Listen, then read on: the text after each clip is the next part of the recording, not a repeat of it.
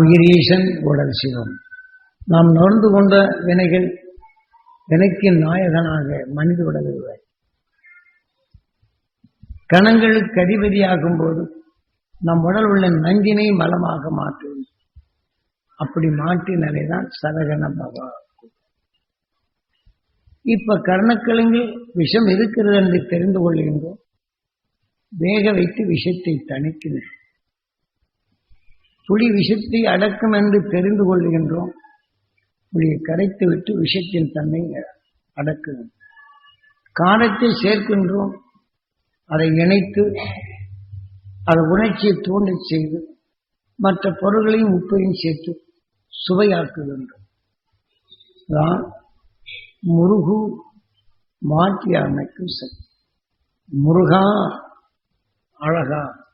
இந்த ஆறாவது அறிவால் தீமை என்ற உணர்வுகளை அடக்கி அது சுவையாக சாப்பிடும் போது மகிழ்வாக நம்மை மகிழ்ச்சியான நிலைகளில் நாம் செயலாக்கும் தன்மை பெற்று. மகிழ் என்ன செய்கின்றது? மற்ற விஷத்தந்துகளை உணவாக உட்கொள்கின்றது. தோகை விரித்து மகிழ்ச்சியாக ஆடுகின்றது. நமது ஆறாவது அறிவின் தன்மையை விஷத்தை அடக்கிவிட்டு நாம் மகிழ்ச்சியாக நம் வாழ்க்கையை வழிநடத்த முடியும். இந்த ஆறாவது. அதனால் மயிலின் கீழ் விஷத்தை வைத்துள்ளது. நாம் ஆறாவது அறிவுக்கு விஷத்தை அடக்கி நாம் ஆட்சி புரியும் சக்தி பெற்றது என்ற நிலைதான் நமது ஆறாவது. நாம் கந்தா கடம்பா பிறருடைய நிலைகளை எல்லாம் அறிந்தாலும் கந்தா என்றும் தீமைகளை நீக்கி அதை உருவாக்க தெரிந்து கொண்டவன் கார்த்திகேயா என்று இப்படி மனிதனின் ஆறாவது அறிவை நாம் எப்படியெல்லாம் பயன்படுத்த வேண்டும் என்றுதான் விநாயகர் தத்துவம். ஆகவே நாம் புல்லை, அதாவது விநாயகரை வடமேற்கு வைத்து வடகிழக்கில் நாம் வணங்கும்படி செய்கின்றன. ஆக வடகிழக்கில் தான் துருவ நட்சத்திரத்தின் உணர்வு வெளிப்படுகின்றது. காலை 4 அது வெளிப்படும் உணர்வினை நாம் நுகரப்படக வேண்டும் என்பதற்காக காலையில் ஆத்தாங்கரை பக்கம் இந்த விநாயகரை வைத்துள்ளார். ஒரு பக்கம் அரச மரம், ஒரு பக்கம் வேப்ப மரம். மனிதனின் உணர்வின் தன்மையை தீமையை வென்று உணர்வின் ஒளியின் உடலாக இருப்பது துருவ நட்சத்திரம். ஆகவே அது அரசு. வான்வீதியில் வரும் உணர்வினை எதனையும் அடக்கி ஒளியாக மாற்றுகின்றது.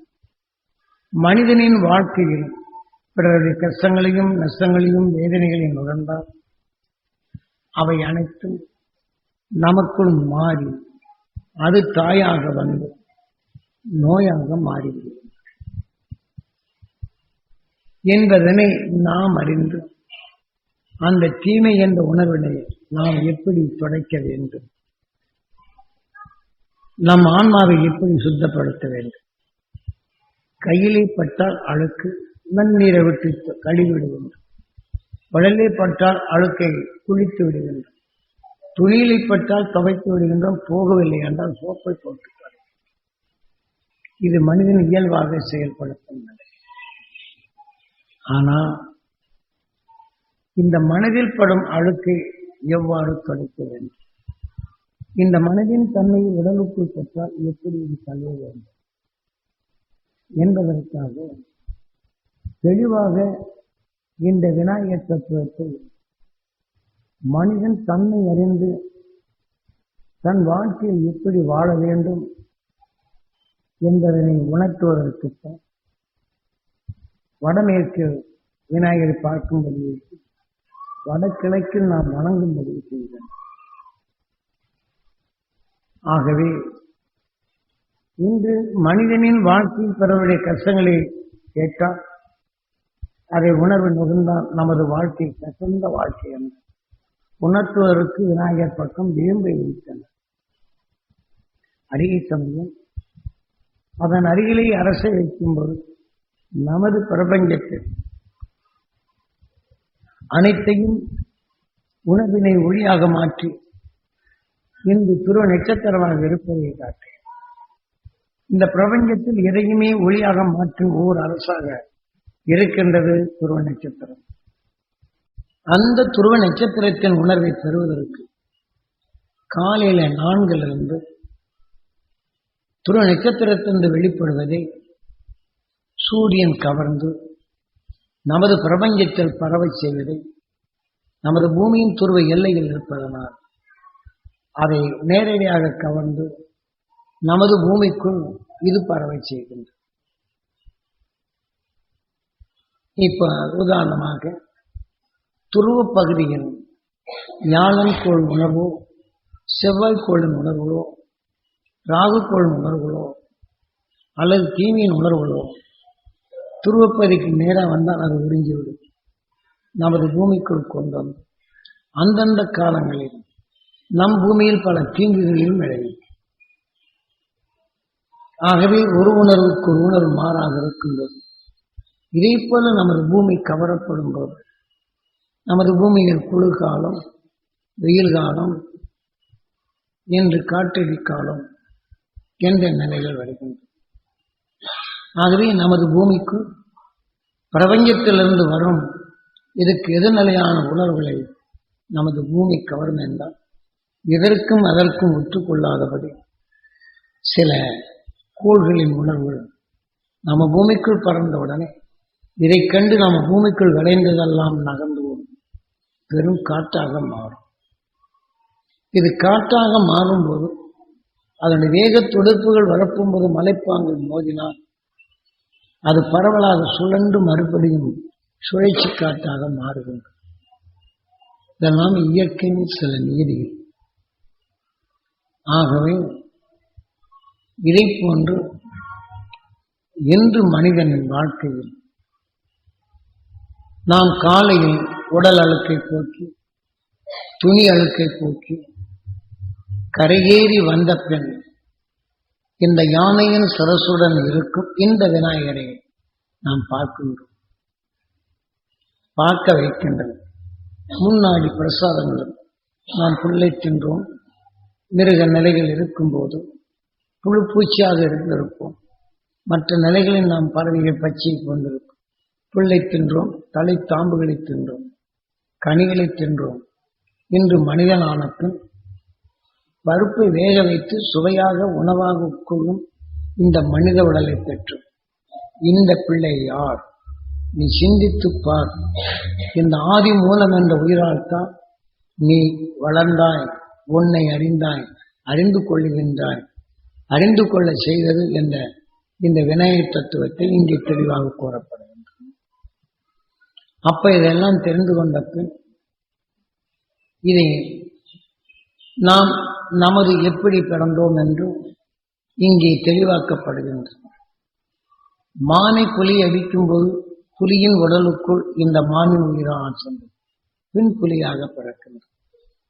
இப்படி நாம் பல கோடி உடல்களை நாம் பெற்று ஒவ்வொரு உடலிலும் ஒவ்வொன்று நாம் உணவாக உட்கொள் வந்தோம் என்பதை உணர்ந்த அகசியன் அவன் வாழ்க்கையும் தாவர இனங்களின் இயக்கமும் அதை உணவாக உட்கொண்ட உடலும் என்ற நிலைகளை அறிந்து அதற்கு தக்கவாறு இங்கே சிலை அமைத்து நம்மை அறிந்து கொள்ள இவ்வாறு செய்தார். இப்போ இந்த உணர்வினை நாம் பார்த்த பின் உண்மையை உணர்ந்தான் அகசியன். அவன் தீமையை அகற்றிடும் சக்தி பெற்றான் துருவனாவான். அவன் தான் கண்ட உண்மையின் உணர்வினை தன் மனைவிக்கே எடுத்து ஓதினான். மனைவியும் அதன் வழியிலே இருமனம் ஒன்றனர், இரு உயிரும் ஒன்றி வாழ்ந்தனர். ஆகவே தீமையை வென்றிடும் உணவின் தன்மையும் பெற்று இன்று அவர்கள் இரு உயிரும் ஒன்றென இணைந்து இன்று துருவ நட்சத்திரமாக இருக்கின்றனர். அந்த மகான் காட்சி அருள் உணர்வு அந்த துருவ நட்சத்திரத்தின் பேரருளும் பேரொழியும் நான் பெற வேண்டும் என்று சுவாசித்து என் இரத்த நாணங்களில் கலக்க வேண்டும்.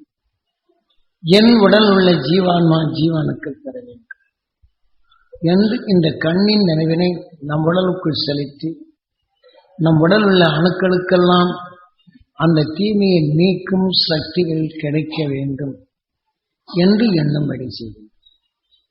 உதாரணமாக நண்பனாக நாம் பழகின்றோம். அப்ப நன்மைகள் செய்யப்படும் போது எனக்கு நன்மை செய்தான் என்ற விக்கல் வருகின்றது. யாரோ நினைக்கிறார் என்று அமெரிக்காவில் இருந்தார். அதே சமயத்தில் அந்த நன்மனுக்குள் தொழிலின் நிமித்தமாக வெறுப்படைகின்றனர், வேதனை அடைகின்றனர். பாவிப்பை எனக்கு மோசம் செய்தான் என்று 2 பேர் உணர்வும் கலந்து கொள்கின்றனர். அப்ப இருவரும் தன் தொழிலில் வரும் முயற்சிகளை எடுத்து இருவருமே வேதனைப்படுகின்றனர். எனக்கு அவனால் தான் நஷ்டமானது, என்னால் தான் அவனால் தான் நான் நஷ்டமான இருவருமே எண்ணும்போது எனக்கு துரோகம் செய்தான் அவன் உருப்படுவனா என்று இந்த உணர்வுகளை சொன்னார். உணவாக உட்கொண்டு கொண்டு இருக்கும் நேரத்தில் இந்த நண்பன் என்னான் அங்கே அவன் உணவு உட்கொள்ள முடியாத தடைபடுகின்ற குறைபடுகின்ற அவன் ரோட்டிலே நடந்து செல்லும் போது இதைப்போல என்னால் சிந்திக்கும் தன்மை இழந்து மேடுதலும் அணியாதபடி எடையை விரிகின்றான், காயமடைகின்றது. வாகனம் ஓட்டும் போது இதை எண்ணினான், அவனும் அதே நிலை அடையும். ஆனால் அதே சமயத்தில் எனக்கு துரோகம் செய்த அந்த உணர்வின் இயக்கத்துடன் இவன் சென்றான், மேடு வெள்ளம் தெரியாது எடறி விழுகின்றான். அல்லது வாகனம் ஓட்டச் சென்றான், இந்த வெறுப்பின் உணர்வு சிந்தனை இல்லாது இவனும் அந்த நிலை அடைகின்றான். என்ற நிலையை நாம் அறிந்து கொள்ளல் வேண்டும். நாம் ஒருவருக்கொருவர் தொடர்பு கொண்டவர்கள். ஆகவே அந்த மனிதனின் உணர்வுகள் நமக்குள் பதிவு உண்டு. அப்போது அந்த துரு நட்சத்திரத்தின் பேரருளும் பேரொழி என்ற நாணங்களை கலக்க வேண்டும் என்று இந்த உணர்வை செலுத்தி கண்ணின் தன்மை என் உடல் உள்ள ஜீவான்மா ஜீவ அணுக்கள் பெற வேண்டும் என்று உணர்வினை பதிவாக்கினார். எதன் உணர்வு அங்கே துருவ நட்சத்திரத்திலிருந்து வந்ததோ அது ஏங்கி பெற்று நாம் இரத்தத்தில் கலந்து என் உடல் உள்ள ஜீவான்மா பெற வேண்டும் என்றால் அந்த உணர்வு நம் உடல் உள்ள அணுக்களில் பதிவாகி அதன் உணர்வை அந்த அணுக்கள் அதாவது அது வலிமை பெற்ற வேதனைப்பட்ட உணர்வுகள் உள் வந்தாலும் நுகராது ஈர்க்க முடியாத நிலையை தடைப்படுத்துகின்றோம். இப்போது நாம் பொருள் மத்தியில் எண்ணித்தால் இதன் வழிதான் நம் உடலுக்குள் செல்கிறது. இப்ப வேதனைப்படும் உணர்வின் மனிதனை பார்த்தால் நாம் நுகர்ந்தான் அது வலிமை பெறுகின்றது. அதற்கு காரணப்பேர் வாலி என்று வைக்கின்றார். அவன் வேதனைப்படும் உணர்வு நம் உடலுக்குள் சென்றால் இரண்யன் நல்ல குணங்களை கொண்டு விடுகிறது ராமயான காவியங்களில் தெளிவாக கூறுகின்றன. ஆகவே இத்தகைய வாலியின் உணர்வினை நாம் அடக்க நாம் எவ்வாறு எடுக்க வேண்டும் என்பதற்குத்தான் காலை இதை போல எண்ணி அந்த துருவ நட்சத்திரத்தின் பேரருளும் பேரொழியும் என்ற ஆணங்களிலே கலந்து என் உடல் உள்ள ஜீவான்மா ஜீவ அணுக்கள் பெற வேண்டும் என்று கண்ணின் நினைவில் உடலுக்குள் செலுத்தப்படும். நாம் காலையிலிருந்து எத்தனையோ வேதனைப்பட்டிருப்போம், வேதனைப்படுவோரை பார்த்திருப்போம். அந்த வேதனை உணர்வு நம் ரத்தத்தில் விளைந்திருக்கும். ஆனால் அந்த அணுக்களுக்கு கிடைக்காதபடி தடைப்படுத்தல் வேண்டும். எப்படி இதைப்போல நாம் செய்தோம் என்றால் நாம் பொருள் மத்தியில் எண்ணும்போது உள்ளுக்கே செல்வது, உள்ளுக்கு இருக்கக்கூடிய அந்த துருவ நட்சத்திரத்தின் உணர்வை நாம் பரப்பப்படும் அது ஈர்க்கும் சக்தி குறைகின்றது. நாம் காலையிலிருந்து இரவு வரையும் சங்கடப்பட்டோர், சலிப்படைந்தோர், வெறுப்படைந்தோர், வேதனைப்பட்டோர் இத்தனை பேரையும் நாம் கேட்டறிந்து நாம் நுகரப்படும் போது நம் உடலுக்குள் தான் உண்டு. இது அதையெல்லாம் நம் உடலுக்குள் உண்டு. இதை அப்ப அதற்கு உணவு தேவை. அதே உணர்ச்சியில் ஒன்றி நாம் நுகரப்படும் போது அதே எண்ணங்கள் வருகிறது. ஆனால் அதற்கு உணவு கிடைக்காதபடி தடைப்படுத்த காலையில் அந்த துருவ நட்சத்திரத்தின் பேரொழி பெற வேண்டும் என்று சிறிது நேரம் எடுத்தால் இந்த உள்ளுக்கு போவதை தடைப்படுத்தும் போது காலையில் 6 மணிக்கெல்லாம் சூரியனுடைய ஒளிக்கதிர் வந்து விடுகின்றது.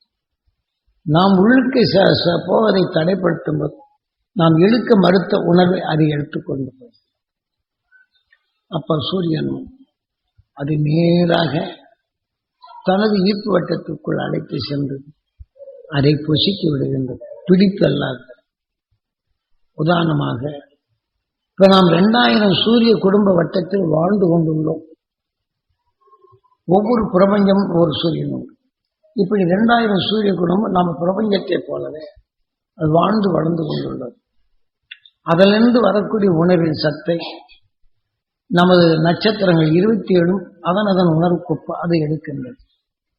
ஆனாலும் இதில் எல்லா மண்டலங்களும் இதை போலதான் நடக்கின்றது. நடந்தாலும் அதில் எதுவுமே ஈர்ப்பில் இல்லாத தூசியாக மாறுகின்றது. அந்த தூசி மண்டலம் தான் நாம் எந்த சூரியன் பிடிப்பில் இல்லாதனால் நமது சூரியன் நேர் பார்வைக்கு சென்றதென்றால் எதிலும் பிடிப்பட்டதை கவர்கின்றது. சூரியன் அதை தனக்கு உணவாக எடுக்கின்றது. தன் அருகிலே வந்த பின் தன் உடல் உள்ள பாதரசத்தால் தட்டி அதை விஷத்தை நிறுத்தி தன் உடலுக்கு பாதரசமாக மாற்றி விடுகின்றது. ஆனால் அது இழுக்கும் பாதையில் நமது பூமி துருவப்பகுதி ஆனால் நமது பூமியின் நிலைகளை இழுத்துக்கொண்டால் நமது காற்று மண்டல பூமியின் காற்றழுத்த மண்டலத்தில் அதனுடைய வேகத்துடன் மோதி அதனுடைய அணுக்கள் நெருப்பாக மாறி அந்த ஆவின் தன்மைகள் நம்ம பூமியில் விஷத்தன்மையாக மாறுகின்றன.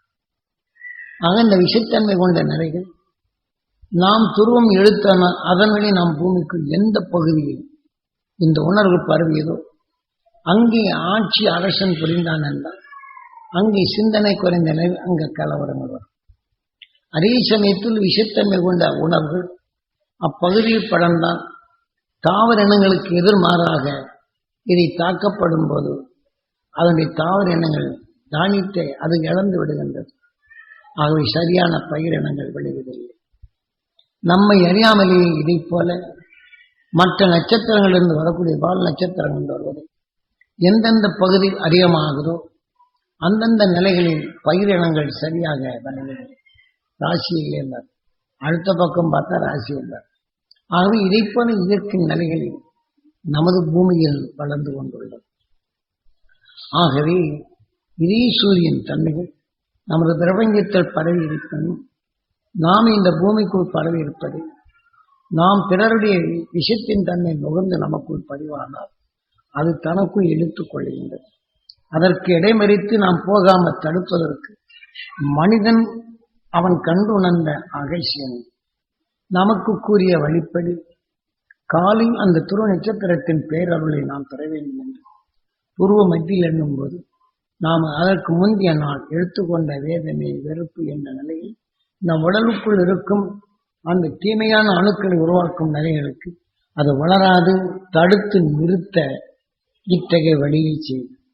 அப்ப அந்த துருவ நட்சத்திரத்தின் பேரருளும் பேரொழியும் என் உடல்ல தொடர்ந்து என் ஜீவான்மா ஜீவனுக்கள் பெற வேண்டும் என்று எண்ணும் போது அது நம் உடல் உள்ள அணுக்களில் அந்த துருவ நட்சத்திரத்தின் பெருக்கிறது.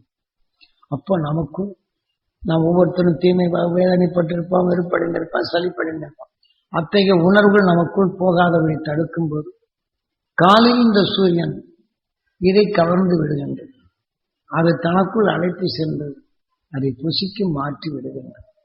இது மனிதன் தான் கண்ட உண்மையின் உணர்வினை நமது ஆன்மாவை தூய்மை செய்ய இந்த பழக்கத்தை ஏற்படுத்தினான் அகசியன். இந்த துருவ நட்சத்திரத்தின் நிலையை நாம் பெறுவதற்குத்தான் காலில் இப்படி விநாயகத்தை இறைவனையாக்கி கணங்களுக்கு அதிபதியாக்கி இந்த வாழ்க்கை இருளை அகற்றி உயிர்கள் ஒன்றி ஒளியின் சரீரமாக கார்த்திகேயா. ஆகவே நமக்குள் உடலுக்குள் இருக்கும் அனைத்தனையும் உயிரிப்பளவே உணவின் சத்தை பெருக்கி இந்த உடலை விட்டு நாம் சென்ற பின் நாம் இந்த உயிரான்மா அந்த துருவ நட்சத்திரத்தின் ஈர்ப்போட்டத்தில் அழைத்து சென்றோம். அங்கே சென்றால் நாம் இனி உடல் இல்லை. ஆக இந்த துருவ நட்சத்திரம் இந்த பிரபஞ்சத்தில் வருவதை அனைத்தும் ஒளியாக மாற்றி அதன் உணர்வை கொடுப்பதனால் அதை பழகி இங்கு எடுக்கப்படும்போது அதன் ஈர்ப்புக்கு அழைத்து சென்று அங்கே நாம் பிறவில்லா நிலையில் அடைய செய்கின்றது அவன் வழியில். ஏனென்றால் அவன் கண்ட அகசியம் கண்ட உண்மையை தன் இன மக்கள் பெறுவதற்கு இப்படி விநாயகரை செய்து வைத்து மனிதன் தன் ஆன்மாவை தூய்மை செய்ய இவ்வாயத்தை கடைபிடித்து விநாயகர் தத்துவத்தை வைத்தார். ஆகவே நாம் எந்த வழியில் விநாயகரை கும்பிடுகிறோம்? இப்ப நாம் பார்க்கும் வழிகள் எல்லாம் தவறான. இப்படி நாம் செயல்படுத்துவதற்காக இந்த அகேஷன் இதை செய்தான். அகேஷனுக்கு இந்த சக்தி எப்படி வந்தது என்று வினாவும் உங்களுக்குள் வரலாம். நாம் பல கோடி ஆண்டுகள் இந்த பூமி வந்தாலும் பல லட்சம் ஆண்டுகளுக்கு இந்த மனிதன் ஆன பின் மனித அனுபவத்தில் தெரிந்து கொண்டவன். உதாரணமாக ஒரு பச்சளையை கையில் வைத்துக் கொண்டால் தேளை மேலே விட்டால் தேள் கொட்டுவதில்லை. ஒரு பச்சளை மேலே வைத்துக் கொண்டால் கையிலே பாம்பு தீண்டுவதில்லை. ஒரு பச்சளையை கையில வைத்துக் கொண்டால் இன்று தேனியை நம் கைவிட்டால் கொட்டுவதில்லை. இதே போல விஷத்தின் தன்மையை உரிக்கும் உணர்கொண்ட தாவர இனத்தை அவன் அனுபவத்தில் தெரிந்து கொண்டனர். கடந்த கால மனிதனில் ஒவ்வொன்றும் அவன் காட்டுக்குள் வரும்போது அந்த இயற்கையின் உண்மையின் உணர்வை அறிகின்றான். தீமையிலிருந்து விடுபடும் உணர்வினை பெறுகின்றான். இப்படிப்பட்டவன் தான் அவர்கள் வாழ்நாளில் இப்ப மிருகங்கள் மனத்தால் நுகர்ந்தறிந்து இறக்கி செல்லுகின்றன. ஆனால் மனிதன் தான் உணவுக்காக எடுத்துக்கொண்ட பயிரினங்களை மனத்தால் அறிந்து உணர்ந்து அவன் மற்ற தாவரினங்களை உணவாக உட்கொள்கிறான். மனத்தால் மற்ற தாவரினங்கள் உணவாக உட்கொண்ட உயிரினங்கள் தான் மனத்தினால் அறிந்து எதை உணவாக உட்கொண்டதோ அத்தகைய அணுக்கள் அதை நுகர்ந்து அதன் வழி செல்லுகின்றன. இப்போ நாம சில மாடுகள் என்ன தீவனம் போட்டோமோ அந்த குட்டியும் அதை தான் எடுக்கும். அதே போல இந்த மாட்டுக்கு நாம தீவனத்தை மாற்றி போட்டு அதன் உணர்வின் தன்மை கருவிட்டால் அடுத்த கன்றும் அதே போல சேரும். ஆக இந்த இயற்கையின் மாற்றங்களின் உண்மையின் உணர்வினை நாம் அறிதல் வேண்டும் என்பதற்குத்தான் இந்த விநாயகர் தத்துவத்தை வைத்து நமது ஆன்மாவை தூய்மை செய்ய இந்த நிறைப்படுத்தினார். எதற்கு என்ற நிலையில் சற்று நீங்கள் சிந்தித்துப் பார். அதாவது அவர்கள் காட்டு விலங்குடன் விலங்குகளாக வாங்க போகும்போது பல உண்மையின் உணர்வினை அவர்கள் அறிகின்றனர். பின் புலனடங்கி தூங்கப்படும் போது தான் குகை பக்கம் படுத்திருக்கும் போது குகைக்கு முன்புறம் இதை படைப்பு வைக்கின்றனர். அதே சமயத்தில் தன் உடலிலும் பல பச்சளைகளை பூசியும் கொள்ளுகின்றனர். அப்ப மனத்தால் நுகர்ந்தறிந்து இறைக்கு வரும் இதை இந்த மனத்தை கண்ட பின் மற்ற உயிரினங்கள் அஞ்சி ஓடிவிடுகின்றது. இவர்களை தாக்குவதில்லை. ஆக அவருக்கு பாதுகாப்பாகி விடுகின்றது. இப்படி பாதுகாப்பு ஆனாலும் அவர்கள் நஞ்சி வென்றிடும் தாவர இனங்களான அந்த மூலிகைகளை பெரும் மனத்தை அவர்களும் நுகர்கின்றனர். இப்படி நுகர்ந்து அவர் வாழ்க்கையில் இரத்தங்களில் கலக்கப்படுகிறது. கர்ப்பம் உருகின்றார் தாய். அந்த கருவுறுப்பும் போது இத்தகைய தீமைகளை வென்றும் விஷயத்தை முறித்திடும் அந்த பச்சளைய மனத்தை அந்த தாயும் நுகர்கின்றது. நுகர்ந்த உணர்வு அதன் இரத்தத்தில் கலக்கின்றது. கருவுற்றிருக்கும் அந்த குழந்தைக்கும் அந்த சிசுக்கு விஷயத்தை முறிக்கும் உணர்வு கருவில் வளரும் போதே அதை இணைத்து வாழ்கின்றது. அந்த 10 மாதமும் விஷயத்தை முறித்திடும் உணர்வு பெற்று அதை அதே போல அந்த பச்சளைகளில் இந்த 27 நட்சத்திரங்களும் எதிர்நிலையாக மின்னல்கள் தாக்கினால் கடலிலே விழுந்தால் மணலாகின்றது. மரத்தை தாக்கினால் இது தனக்கு ஆகாத நட்சத்திரத்தை உணர்பட்ட மரம் கருகி விடுகின்றது.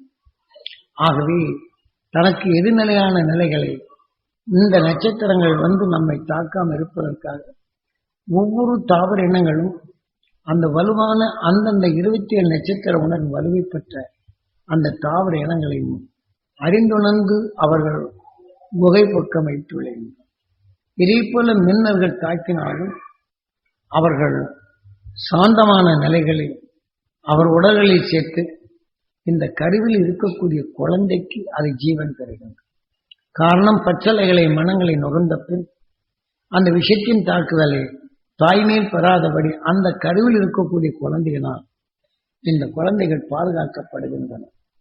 ஆனால் இதை போல பாதுகாப்பான நிலைகள் இன்றி அவர்கள் போட்ட பச்சளைகள் முன்னால் இருப்பினும் கருவில் வளரும் குழந்தை இந்த உடல் ஆகி இந்த மூச்சின் தன்மை வரும்போது இந்த தாய்க்கு முன் ஆத்மாவா வருவதனால் இத்தகைய விஷயத்தின் தன்மை அவர்களை தாக்குவதில்லை. ஆக அப்படிப்பட்டவன் மின்னல்கள் தாக்கினால் எதிர்நிலையான நட்சத்திரத்தை உணர்வு அதுக்கு அறிவிவிடும். ஏனென்றால் எதிர்நிலையான நட்சத்திரங்கள் மோதினால் அது மின் கதிர்கள் கடலிலே பட்டால் அந்த கடலில் உள்ள உப்புத்தட்டுகள் மணலாக மாறுகின்றன. அதன் கீழ் இருக்கும் மீனனங்கள் போனால் வலுவிழந்த உணர்வுகள் அந்த மீனனங்களில் தாக்கிவிடுகிறது. அப்ப அந்த மீனனம் இறந்தால் இந்த கதிரியக்க பொறிகொண்ட மீண்டும் அந்த இறந்த மீனின் உணர்வுக்குள் இந்த நட்சத்திர நிலையில் கவரப்பட்டு அது நட்சத்திர மீனாக மாறுகின்றது. ஆக அதே சமயத்தில் அது தன் உணர்வை பாய்ச்சும் போது எலக்ட்ரிக் மீனாக மாறுகின்றது. எதிர்நிலையான நட்சத்திரங்கள் மோதல் ஆகும்போது கடலில் வாழும் மீன்களுக்கு தாக்கப்படும் போது இத்தகைய மீனினங்களும் உருமாறுகின்றன. இது எலக்ட்ரிக் மீனாகவும் தான் மோதும் போது எதனத நிலையில் ஒளிக்கட்டைகளை வீசுவதும் ஒளிக்கட்டைகளை கண்ட பின் மற்றதை மயக்கி அது தான் உணவாக எடுத்துக்கொள்ளும். இப்படி உயிரினங்கள் மாற்றங்கள் கடல்களிலே பரவுகின்றன. இதெல்லாம் இயற்கை நீர். இந்த 6வது அறிவு கொண்ட மனிதன்தான் முதல் நிலையில் அகஸ்யன் இதை அறிந்தான். அதன் உணர்வுதான் இன்று விநாயகர் தத்துவம் என்று அவன் கூறிய வழிப்படி நாம் இதை பின்பற்றினான். அவன் பெற்ற அருள், அவன் உடலில் பெற்ற அருள் விளைந்த உணர்வுகள் சூரியனால் கவரப்பட்டு நமது பூமியில் இது பரவியுள்ளது. இதை பெறச் செய்யக்கூடிய சக்தியாகத்தான் அன்று ஆராய்ச்சினார். அதனால் இதை போல இந்த தாய் கருவிலே வளர்ந்தவன் பிறக்கின்றான். பிறந்த பின் ஒவ்வொரு தாவர இனங்களை அறிகின்றான். ஆகவே இன்னொரு தாவர இனங்களும் மற்றவர்களும் மற்ற உயிரினங்களுக்கு எதிரியாக எப்படி வருகின்றன என்ற நிலையை அவன் உணர்கின்றான். ஆக எதிரியாக வரப்படும் போது உடல்ல எதிர்மறை வரப்போகும்போது உடல்ல நோய்கள் எப்படி உருவாகுது என்று அறிகின்றான். அவன் அகஸ்யன்.